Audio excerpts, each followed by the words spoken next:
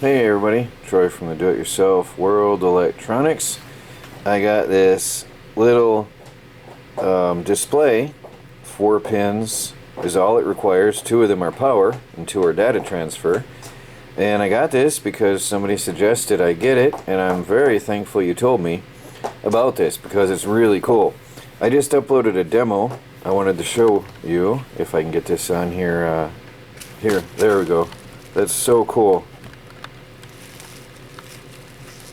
What this thing can do is incredible. This is such a tiny microcomputer, this little Arduino, and can do these detailed graphics. It's just so cool. I wanted to share that with you.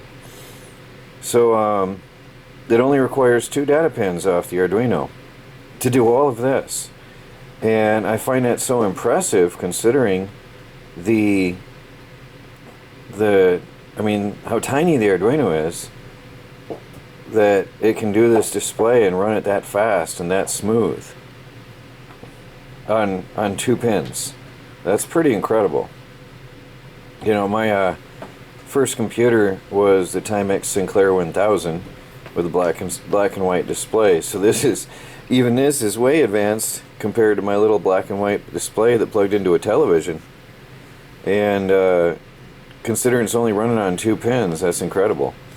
Also, my next computer was a Commodore 64, which, you know, that's impressive. This tiny little thing in comparison to that behemoth that I had back then.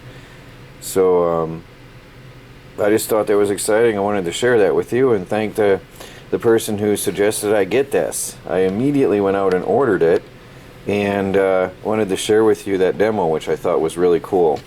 So, alright guys, I have projects going on with the Arduino, a lot of projects recently, so stay tuned for more projects and updates. And I've got more packages coming in from China all the time, so please like, subscribe, and share.